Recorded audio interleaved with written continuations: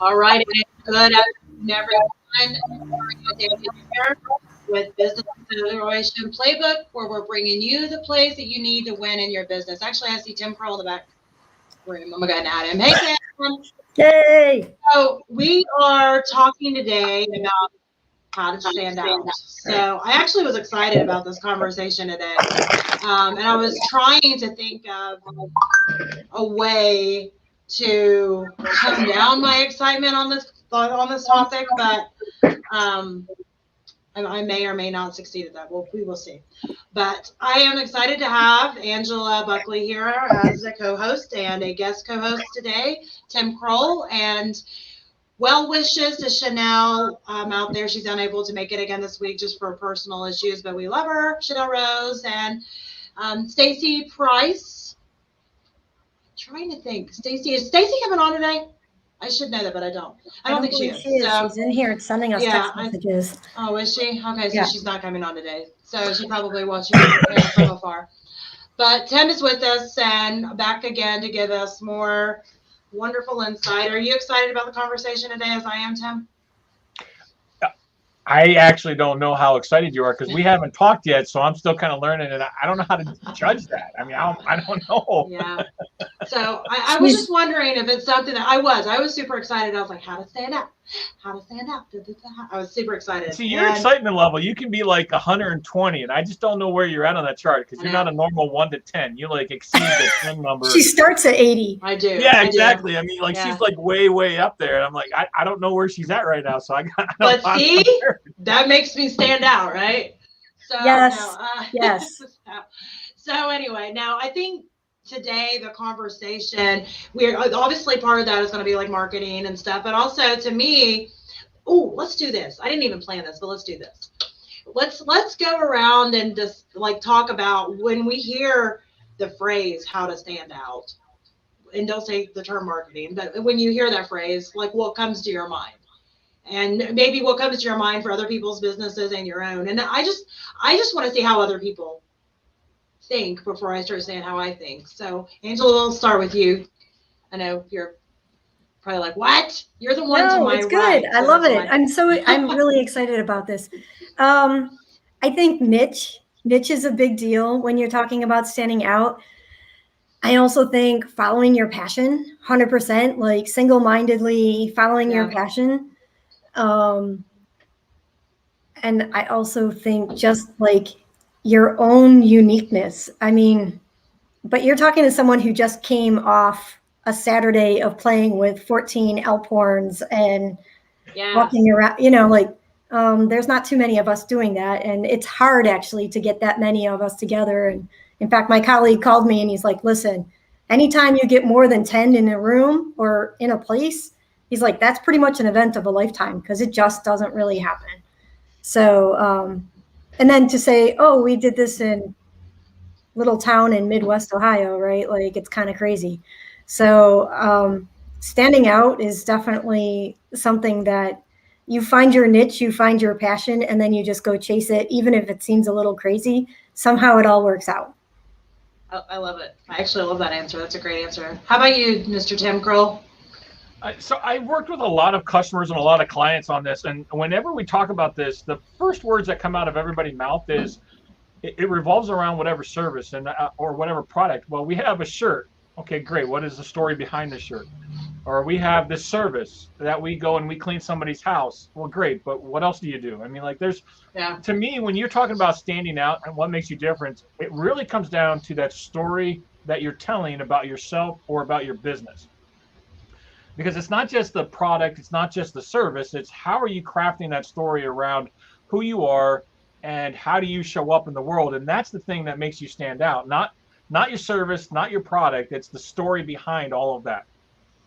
Yay. So I actually, my answer was like a combination of what you all said. I like the unique, even weird, whatever your own special secret sauce is, whatever that is, it'll make you stand out. And then also that does tie back to your story. And I love that that's kind of where your all's mindset was as well when you hear that, because I know a lot of people think very tangible, and they're important, don't get me wrong, but very tangible things like stand out, online, or stand out on Facebook, or stand out or whatever.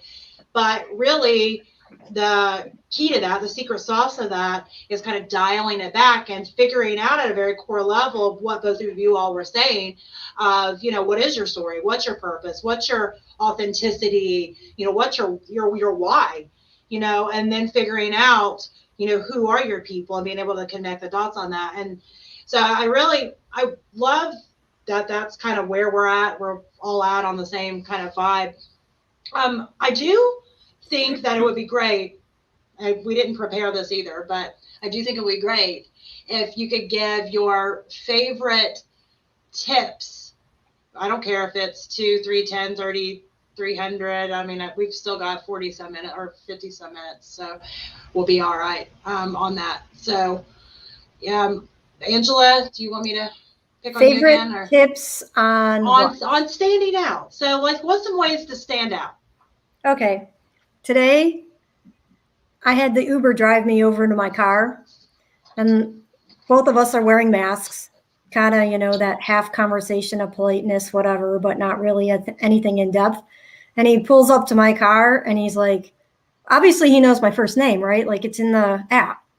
He's like, "Oh, you're Alporn Angela." I'm like, "What? How do you even know that?" And he's like, "It's on your license plate. And I've met you before." And he's like, "Now I know who you are." But neither one of us recognized each other with all the masks and everything, right? So I think there's a lot of value in standing out in interesting ways, right? Making sure that your message is also a little bit visible. In my case, obviously, I'm the only person in the state of Ohio that has an Alporn license plate, but I can also tell you who has the Alporn license plate in Pennsylvania and Michigan, because it's like a competition to get them. That's awesome. But it's interesting that I've made the guys, he's an insurance agent, retired, and he's like, "I just do this to drive cars for fun in my retirement now." But we've played in community bands together. In fact, I just saw him 4 weeks ago at one of my gigs, and I totally would not have recognized him sitting in the back seat, masked up and whatever else, until he pulls up to my car and sees my license plate. So I think there's an opportunity to truly wear your passion on your sleeve, or in my case, on the car. And it's honestly, for me, that is like the cheapest marketing I have all year long. And everybody knows when I show up, that's my car, because who else is going to be crazy and have that on their license plate, right? So I think people play Alporn, because I wouldn't. Right? How many people put an Alporn in a subcompact car and drive an electric car too? So but wearing your passion on your sleeve, so that whole thing says a lot about me. My focus on nature, and that's my leadership, right? The whole focus there is strength in nature. How do we take these lessons and learn them and apply them, and even gain strength from that? So how do you first of all, use the small, easy little things that are available to us. Secondly, look for those opportunities at every second. And thirdly, be consistent all the way through with your passions as much as you can. So I feel like driving an electric car, it's a small car, but it holds at least 6 to 8 Alporns, in case you were wondering. Which is so if anybody's shopping right now, Yeah, right. It's an important consideration in my life. How do I get all these Alporns to the gig? Yeah. But seriously, it ties in so much of what I do. It talks about the focus and the grit and the resilience, and it's all packaged up in this one little thing that somebody identifies me who's an Uber driver, right? I think there's a little bit of fun in having that story in your hip pocket, and knowing that you can take all of these life lessons that we gain from being outside, from being in nature, applying that to our everyday business life, and using that, to your point, Tim and Maria, to tell the story of what is behind and why, and how are you providing value in your community? How are you providing skill set for the development of others? How are you giving back? And giving back also means, don't get me wrong, as an entrepreneur, that you still are earning money as you do that. It is absolutely responsible, not greedy, to be paid your worth. And I think there's a little bit of conversation for some people who are in the arts entrepreneurial world where they feel guilty and they give too much away. But if you're not sustaining yourself, then where's Chanel? Where's Rose? Oh, I know. Right? The money, honey. I need my money, honey, right now. Yeah. But too many people are undervaluing their services and the value that you bring, and tying all of those things together. It's super important. So my tip is like, go all in. I think Tim's guilty of that, except he won't buy the shoes. You got to buy the shoes, Tim. Yeah, I agree with that. Actually, I think you need to buy the shoes. It doesn't fit my personality because they're like these bright red shoes. It's your bright whole yellow, brand. bright blue. It's your brand. It's I'm your just brand. like, I'm not building blocks. Personality. Building blocks. Just during your speaking or doing your like your meet and greets, whatever they call them. Your meet and greets or your master builds. That's when you need to wear them. That's when you wear the shoes. So I agree with that. We're gonna chip in. We're gonna do a little like a GoFundMe campaign. GoFundMe for Tim's shoes. Tim needs his very expensive Lego shoes. So for you in listening world, Tim did not introduce himself 100%, but he is a Lego master. So I'm going to steal his thunder for a second. And we are voting that he get the new Adidas Lego special edition gym shoe to go all in and really represent his brand that he calls building blocks. Exactly. So, do you really love Legos if you don't own the shoes? I mean, that's like. Well, but it's two brands. I mean, it's an Adidas brand versus a Lego, so I don't know. Oh, but they're representing Lego, though. 100%. Notice I said Lego. It's not Duplo, it's Lego. You did a really good job there, Maria. I was really impressed. I was impressed. That's why I brought it up. So yeah. But I was like, hey, I didn't say Legos. I didn't even notice it for a second. But no, much to your point, Angela, I like the tips that you gave. I mean, it doesn't have to be a license plate. It doesn't have to, whatever. It could choose license plate, whatever. But whatever it is, it needs to be something that represents what you're about in some way. And I think a lot of the things that you were talking about outpouring, you're talking about outdoors, you're talking about leadership, you're in the corporate world as well. I think a lot of times entrepreneurs and small business owners, they get this idea that they have to keep all of their worlds so separate. And I say that because I did that at the very beginning, because I thought I had to business Maria's over here, and, wellness Maria's over here, and like outdoorsy Maria's over here. And I had all these like boxes. I thought I had to keep all my quote unquote personalities in. And like in reality, it was exhausting. Number one, it was unrealistic. And what I found out is that as I couldn't keep them separated, as I started to kind of have to merge them together, I was more successful because I was tapping into who I really was, all of the layers.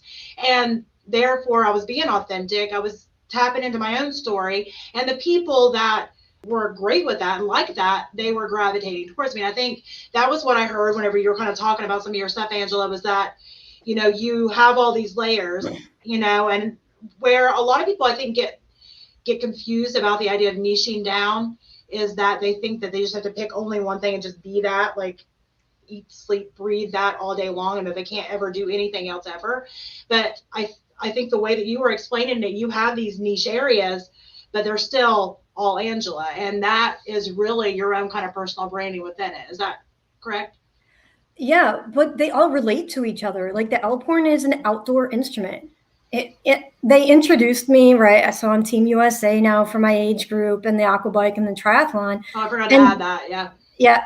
And they introduced me during the concert. And the PhD, and I could go on and on, but yeah. Makes me a better person. But they introduced me during the concert as a Team USA member. And we have people that were performing with us who are better players than I am. I think I'm a very strong player. I'm definitely top in the country, but we had one lady in particular took second at like the Alphorn convention of the world in Switzerland, right? So she is an absolute amazing player. And everyone was like, yay. And then they're like, oh, Team USA. And there was like a lot more applause. And I think because people relate to the sports more. And please, I would never want to steal Laura's thunder. She's an amazing performer, but I think it's also important to understand where your audience is and what they value, right? Like they clearly value that they're coming to hear us play, but they also really identify with the sports. Yeah. So I think it was more the identification than the value in that moment that they were able to say, you know, whatever. It's like little clap and slightly more clap. Like it's not even a competition. But I was surprised. I didn't expect any sort of, first of all, recognition even from the MC, let alone from the crowd, right? Because who cares? Like we're all standing here in dirndls carrying 12-foot long horns. So I think really understanding that all of that ties in together. Like the joke that I have going is the dirndls don't stretch. There's no elastic in those dresses. So I need to do that kind of exercise just to make sure I wear the same dress year after year. They're very unforgiving. But I actually have one. So it's an extremely physical instrument. The sporting takes me outside. Both of those are grit and humility and persevering type things. Yes, one's sport, one's music, but fundamentally, the fundamental skills and the mental skills that you can develop, I think that's what I'm here to talk about. And if you want me to talk to musicians, then I'll use the Alphorn conversation. If you want me to talk to athletes, then I'm going to talk to you about endurance, athleticism, and everything that goes into it. So part of it is understanding your audience and reaching out to them on their level. And so I have these opportunities to do that because I have examples of them in my life. But the fundamentals are the same. And that means hard work, grit, perseverance, gratitude, right? Like recognizing the people that came before you that make you a better person. I think all of these things, it's the fundamentals that matter. And it's the fundamentals that I like to talk about and teach. And then these little accolades that you talk about, that's just the highlight of putting those fundamentals to work. Well, it's the connection points like we were talking about. And I think that's great. And I agree with you 100%. Now, we already kind of gave you a little bit of a sneak peek to part of Tim, but I'm going to let Tim just, I guess, say for himself some of his own little tips and stuff that he's utilized within his own, I guess, business and life and world. Yeah, I would say the very number one priority, and I want to make this an absolute, and I'm always hesitant to make it an absolute because there's that one person in the audience is like, no, see, I could do it, you know, but just bear with me, okay? Just bear with me on this part, because I honestly think that to craft your story, to be different, to stand out, you can't figure it out on your own. You need somebody to help you figure this out.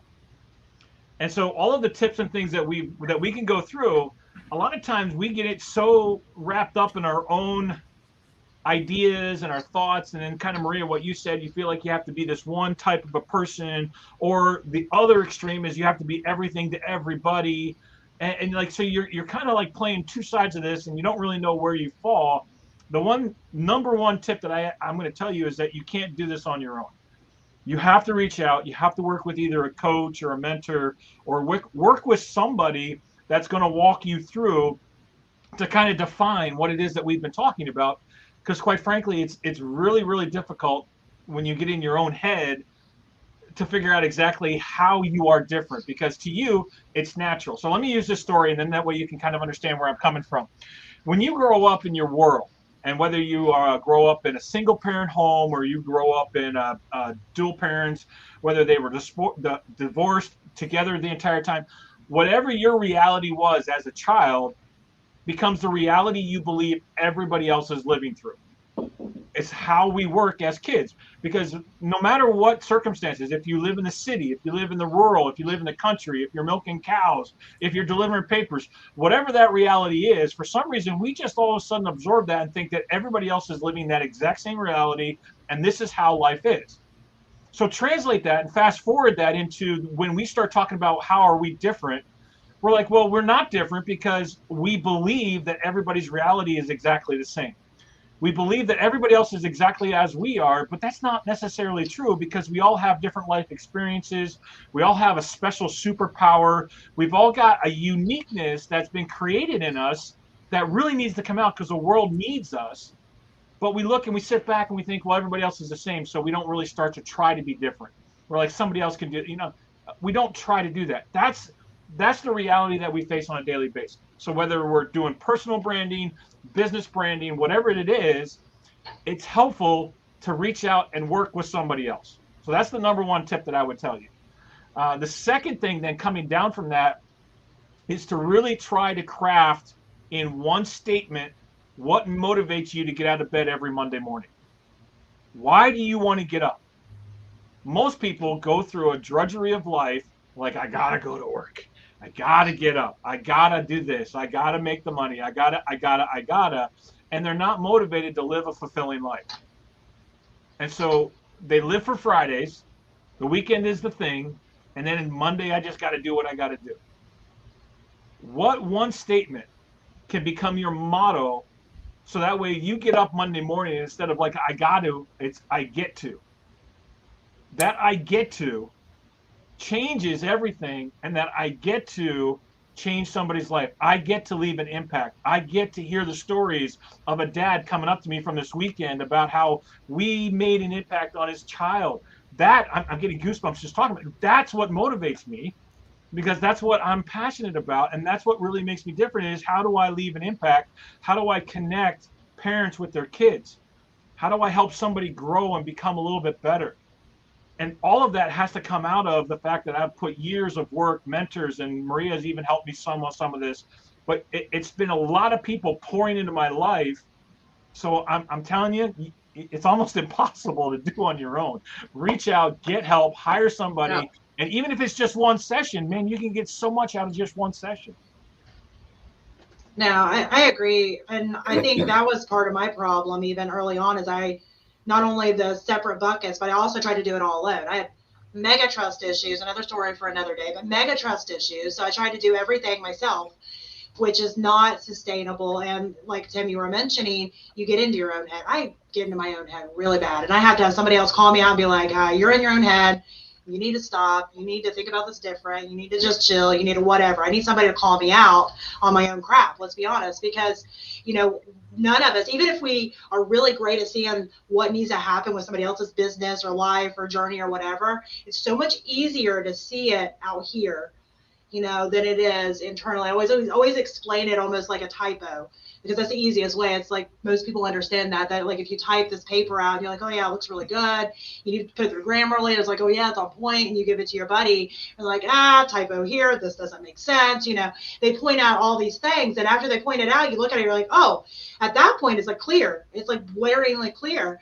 But at that moment, you read it over before that, like 10 times, and you've seen none of it. I always kind of equate it to that same thing, because we're so close to it. Our brain literally tells us what it's supposed to say on that page as we're reading it over and over and over. Our brain has already told us that's what it says, because we know, internally what it's supposed to say. But in reality, what we typed wasn't that. And it's not until somebody else points it out that we kind of see the errors. And, our life can be the same way. Our business can be the same way. And I am a big pusher of, having somebody, like you said, a mentor or somebody you hire, or another entrepreneur that's a friend, that whatever the case may be.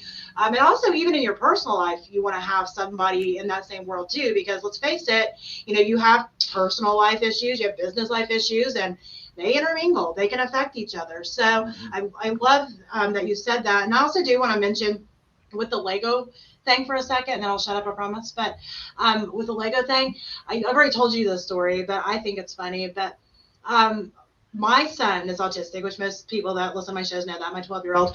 There was two things with my older kids that I did not like as far as like playthings and toys. I wouldn't let my older kids have them. And Legos was one of them, and Play-Doh was another. Well, with an autistic child, they go to cognitive therapies and all the therapies. And there was two things that the therapist recommended for my son: Play-Doh and Legos. So it's kind of one of those things that it was a game changer for him. It helped his dexterity. It helped him with so many things.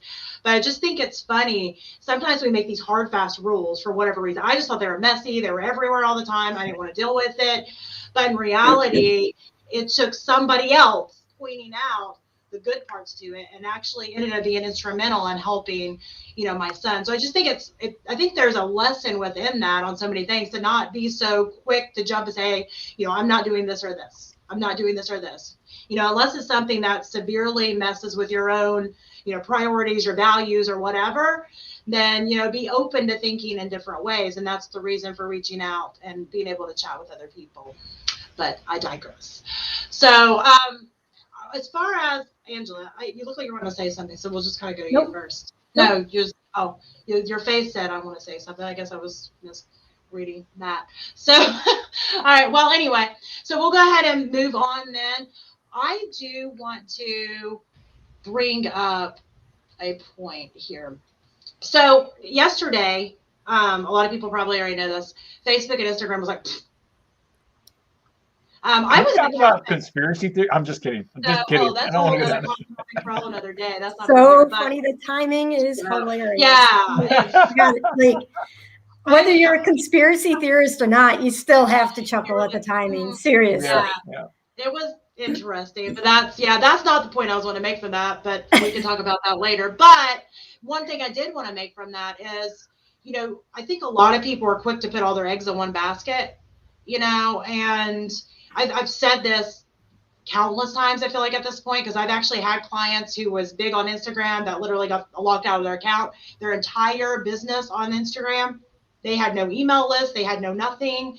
I've had that happen in the past. And I think, again, you should not put all your eggs into one basket. You need to kind of think about, when you're thinking about how to stand out, you need to make sure that as you're standing out, as you're gathering things, you have, something that is not reliant upon, if then, if Facebook works, if Instagram works, if whatever works, go old school, print it out and have your copy of your email list, because you never really know. You could get locked out of your email. You could get, you just don't want to start all over. I've watched so many people have to do that. There's 3 that I can think of right offhand that came to us to help us rebuild after they got locked out of. One was Instagram, one was YouTube, and I can't even remember what the other one was now, but same thing, just locked out. So I just thought that was a good point to make as we're talking about standing out, that you need to think about, as you're, really projecting what your service is, your offer, your whatever, think about, where, you want to own it. Your customer. I can't tell you how often, this is a great point. I can't tell you how often I've watched individuals, and this is true even with their websites or even the domain name. Yep. Like sometimes they'll even go and they'll work with, let's just say it's my uncle's son or whatever, and they end up going on Google or GoDaddy or whatever. They buy the domain, then they forget and everything else. You don't actually own the domain. I've seen this happen so many times where you have to own your domains, own your digital properties, and then, like what you're saying, Maria, is own your customers, and don't just build it on somebody else's platform, because it can be gone like that very, very quickly. Also, because GoDaddy is really bad about giving you free things and then telling you it's time to renew them. Put a reminder in your calendar when your XYZ is going to expire, whether it's your domain name, your email service, whatever you're using, so that you understand when you owe what, and not all the spam because you start ignoring all the extra things that they're trying to get you to buy. Yeah, absolutely. Really own your financial processes. See, I'm starting to talk like the money. Yeah, she's going to come back and be like, I knew I made an impact. She did. I think those are good points, Tim. And as far as like when we've been building websites, I didn't even think about those people. I was thinking only on that. I know current clients we have right now, there's a couple that we had to buy new domain names for the same reason. A marketing company I worked with previously had bought it. They didn't have the relationship anymore. They never got it back, blah, blah, blah. I always tell people that I don't like my business, I do not like buying the domain names for for a client. We have done it, but you have to, I can't transfer it over for 30 days. And to me, that's a liability. I don't want to do that. Yeah. So, but you need to make sure that whatever agreement you have with whoever is doing your, web development or whatever the case may be, or working on or whatever, that there's something in the contract that they, that it is in there, that you own it. Because if not, I've watched people hijack them and all kinds of stuff. And I think that's a very, very valid point to make. I'm glad you did that. And I like your tip, Angela, too. I never thought about scheduling it actually in my Google Calendar or something like that as far as when it's done. I have a spreadsheet that I, use. But I like that idea because I use my Google Calendar more than anything. Yes, that's why. Exactly. So it tells me what's up. Like I don't have my work calendar tied in, but I have my kids' calendar tied into the Alexa. And if you say, Alexa, what's up? She'll give you the list of activities for the day and stuff. That's awesome. So now no one has any excuses to not be prepared for the day. Of course they have excuses, but I try. Yeah. I try to eliminate them. That's all you can do. That's what I'm saying. My kids would definitely find some excuses. My kids use Alexa just to ask her to do random things or to have her say something silly they've seen on TikTok. It's like, it's a pointless use of something for our family. But that's my kids. So that's use your tools. If you're paying for them, you should use them 100% as much as you can. I am 100% behind exploiting the tools that we already have without adding more to them. If you already have an Amazon and you have an Alexa in your house, then you can tie your Google Calendar to it. You can say, Alexa, what's up? Let her be the secretary. That way I can spend time momming and not nagging. I have to nag. It's part of the mom duty, but I don't want to. Yeah. No, I think that's great. I like that tip on using all your tools because I think a lot of us, and I'm a lot of us, I will get a new tool because of this one feature, and it takes me forever to learn it to the point where I figure out, wait, this does this too? I could have got rid of that also 6 months ago. So I think it's important to kind of really schedule some time in and try to learn the tools to the full ability because I've made that mistake I don't even know how many times, which is a waste of money. Fewer tools used more deeply will drive your productivity. Absolutely. That's my deep quote of the day. Quote of the day. That's a good quote. Drop the mic. Drop the mic. Yeah, I'm done. Yeah, that's good. What about you, Tim? Oh, what was you going to say, Angela? Yes, Tim. I'm ready for Tim. Yep. I'm not quite sure what the question is because we kind of got off on a rabbit trail of productivity, and I'm not quite sure how we're standing out and what makes a difference there. So, I mean, you can just kind of like bring it in with whatever point that you want to make. But one of the things that what we were talking about is just the idea of standing out. So like, as far as like when you're standing out, the tools, Angela's talking about tools. Right. And so I think you can kind of bring up some of the tools if you want to too, because I think that's a good use of the rest of we got about 21 minutes left.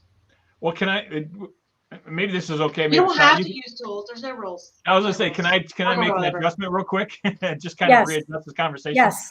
Because I think there's one thing that's really, really important is as we look at this conversation of how do we stand out is to realize that everybody's going to be in a little bit different space.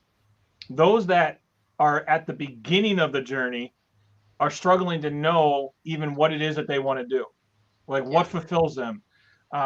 Real quick, I can tell you this, and there's a lot of other work that we could do around it, but just this one thing is to take anywhere between, depends on how good you are and how much you can stick with it, but anywhere between, I would suggest 2 weeks up to 30 days. And every day you just take one sheet of paper and you write out the drainers and the drivers. All of the activities that drain your energy, things that you hate to do, that you push off, and all of the things that drive your energy, things that you get excited to do. And so at the very beginning stage, especially if you're looking at us and you're saying, man, I don't even know where to start when it comes to how do I make myself different? How do I make my business stand out? How do I, like, if you don't even know where to start, that's okay. Start with this. Every day for the next 30 days, write down what drains you and write down what drives you. That's going to give you the beginnings of a clearer picture of how you're going to be able to craft your life, to create your narrative in the future. And so that's going to lead you into the story that we talked about, or it's going to lead you into how you're going to make a difference in the world. I think it was Simon Sinek started with the book. It was the 7 Whys and digging down. It's a great, great read. But if you've got no place else and you're like, I don't even know where to start with this, start with the drainers and the drivers. The second step then, so maybe you're a little bit past that. You're like, no, I've already got my passion. I've already got my direction. My challenge to you in that position would be to focus in and come up with one clear statement. something that you would write on the top of your board, the top of your computer, one clear statement on what motivates you and why you're doing what you're doing. What is that one statement? And it can't be very long. It's got to be relatively short. And when I do coaching, I call this your North Star. The North Star is something that guides you, but it's not something that you're ever going to attain. So the sailors on the ships back before they had GPS and all the other stuff, they used the stars to guide them to get from point A to point B, wherever that was at. And the North Star always was that one guide that never moved. That's what you're really trying to craft and create in how you make a difference, is what is that one thing that's going to constantly be drawing you forward, but it's not something that you're ever going to attain in life. If that makes sense. I know it's kind of confusing, but that's kind of overhead. Right. So those are different stages. And then finally at the last stage, like maybe you've already got that purpose, you've already got that North Star, you already know where you're going. My challenge is then to you, and this is more of a mentoring kind of a stage, is how can you be using your experiences, the hardships, all of the stuff that you've gone through, how can you use that to be able to teach the next generation? That's when the legacy gets transferred. And in each one of those stages, you're in a little bit different part of your life. You're a little bit different components. To be honest with you, sometimes you actually embody each one of those stages throughout your life. They overlap, and that's okay.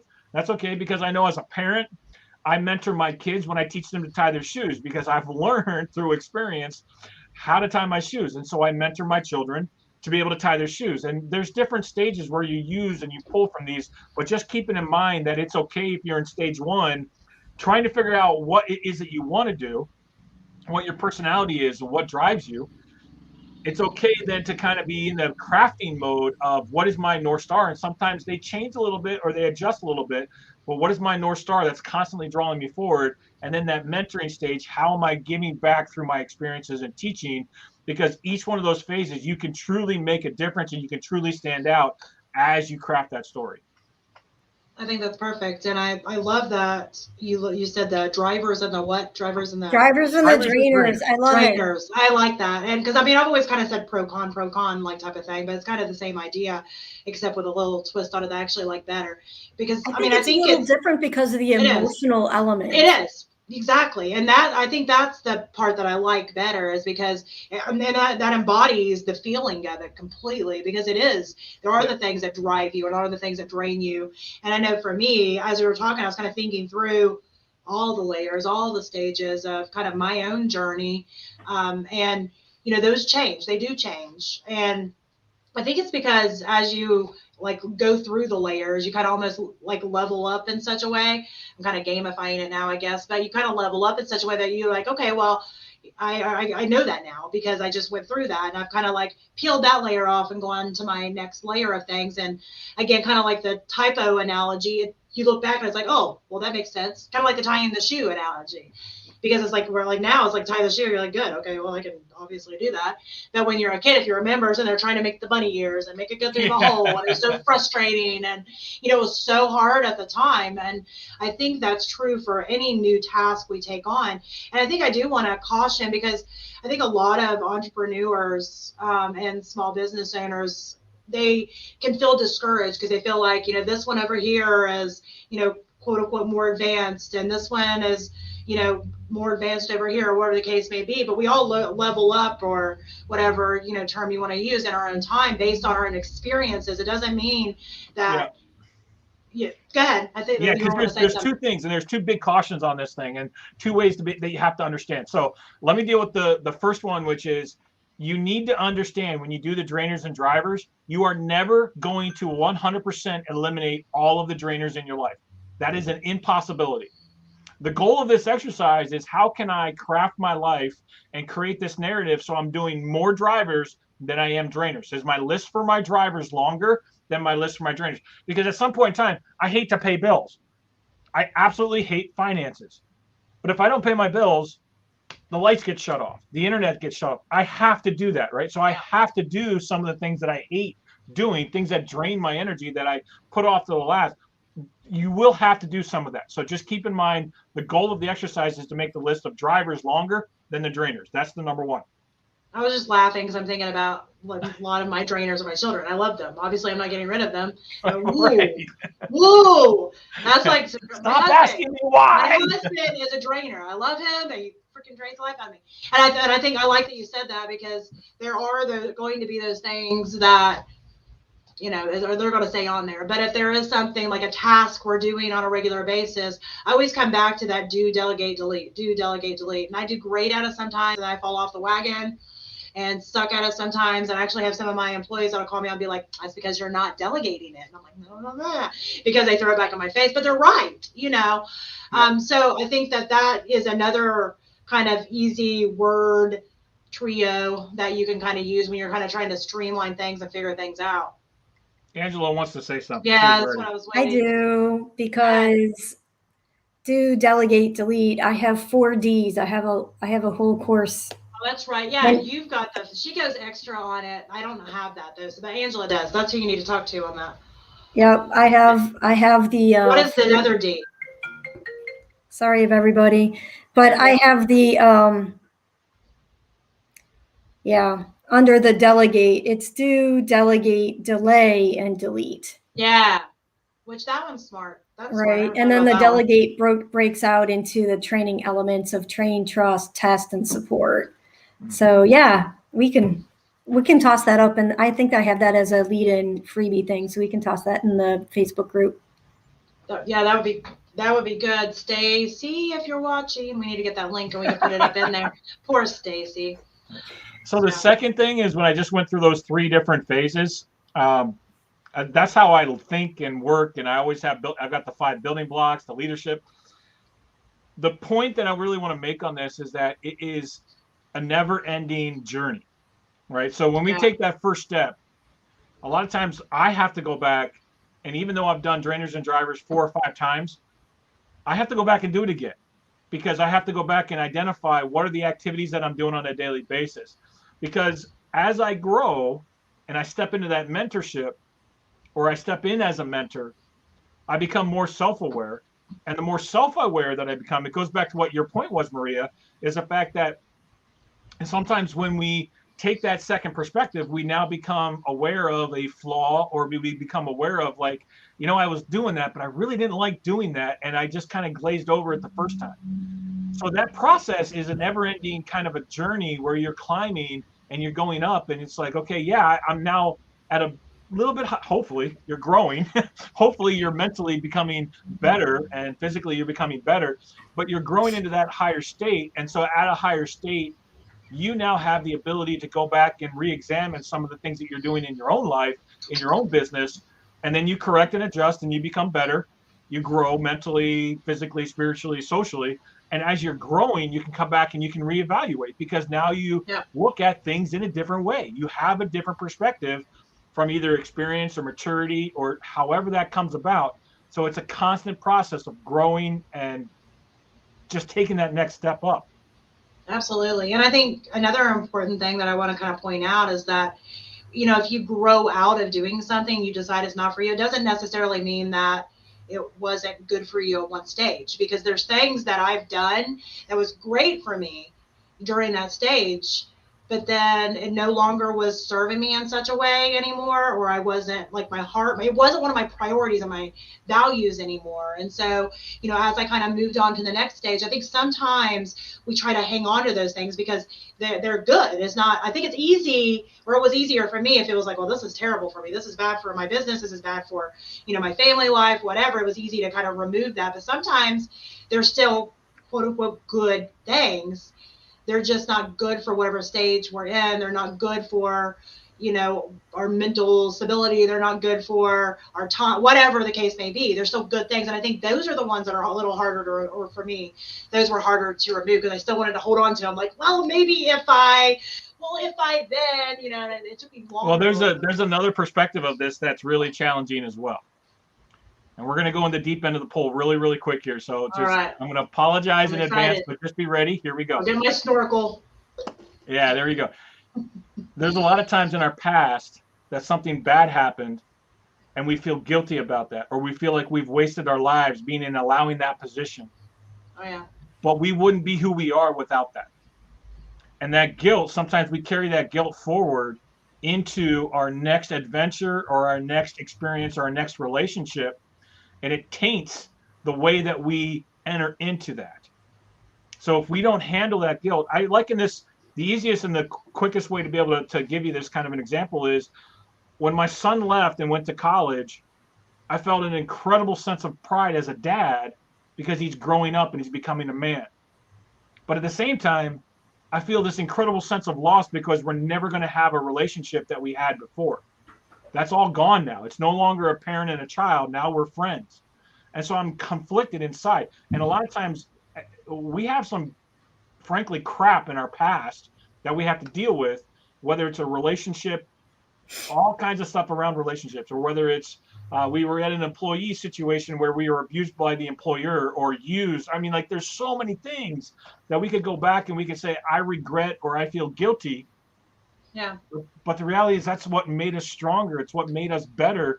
And now through those experiences, if we're willing to share some of the hardships that we went through, we give hope to those that come behind, and we show others that they're not alone going through whatever it is that they're going through. So I want to follow up on that. And we talked about this a little bit last week when we were talking about taking a leap. Choose who you want to use as your sounding board. You're not asking for permission. You're working with people to understand where you're going and how you're growing. That doesn't mean that you have to take everybody into your confidence when you're sharing and growing. So choose carefully, because knowledge is power. No, and I think that's good. And I think it depends on, what you're going through that moment, on who you need, whether they're a therapist or a business or, whatever the case may be. Sometimes both. For me, it was both, but like, I think, for our own journey, we have to, again, it goes back to that. I hate saying the same phrase, like level up, but it almost kind of goes along right with that leveling up, because I've been very vocal about a lot of my journey, but I felt called to do that. All my journey of all the things. So if you kind of follow me on all the platforms, I'm very open about everything. And I've had people ask me about that. And that's not for everybody. That is not for everybody to kind of share everything with everyone. So I'm glad, Angela, that you said that, because I think some people hear my story also stuff and think that, if I want to, get through this hard time, then I have to just tell everybody everything. No, you have to heal from that before you can share it. You got to heal from that. I think that's what you're saying, Angela. Agree. Yeah. You got to go through some healing process in order to be able to come back and talk about it, because you can't always talk about it right away. No, and you have to decide who at that point. Yeah. For what do you feel and why? Why do you feel like you want to share with this person, and who is that? And for me, I decided to make it broader than that, but I definitely don't think that is something for everybody. I think you have to, most of the time, you want to be very careful and particular about who you open your entire self up to. There's a quote in Tuesdays with Maury, and he talks about how Maury shares everything and anything right up until it comes to his wife. And Maury's wife is a very private person.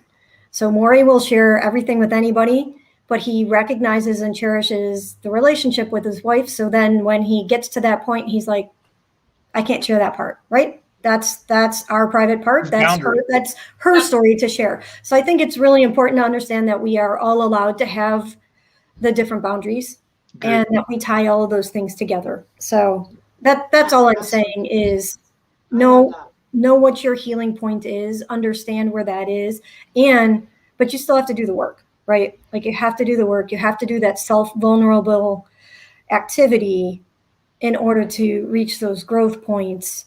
And it's not hard, and we've all been there. So, and we do all need support. So I encourage that you share, but choose carefully. Yeah, I love that. And I like the term, using the boundaries.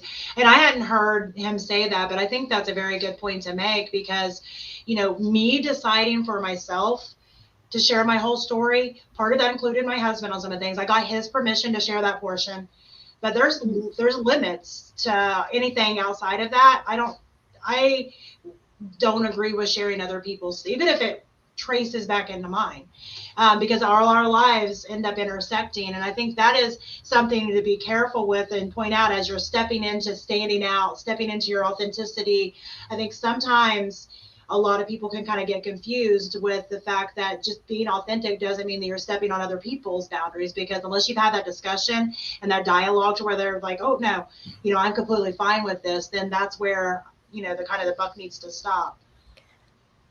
I mean, I think this is all how it ties into. It comes back to what are the fundamentals in order to have that strong foundation so that you can step out and be that outstanding person in your field. Absolutely. Hey, we only have 4 minutes left. Yes. Tim, how do people find you? Where are you? What are you doing next? Tell us more. Yeah, so actually, I will be in Fort Wayne on this weekend. So if you really want to see me, you can come to Fort Wayne because we'll be there at Brick World. So that's really a lot of fun. Socially, as far as all weekend, both days. Yeah, Saturday and Sunday. It's called brickworld.com. You can find tickets at brickworld.com. But that's another one. And then I'll be in Milwaukee 3 weeks from now, and that's another show for 2 weekends. And then in Landover, Maryland, the last weekend in October. So I've got several shows. But as far as following, if you want to know about Lego and you want to hear about Lego, it's primarily on Instagram, Tim Kroll. It's Tim_Kroll. And then if we want to connect on a business wise, it's LinkedIn. But I'd like to hear people's journeys and stories. So we can schedule some time if you reach out to me. Awesome. Yep. And you have to give yours now, Angela. Okay.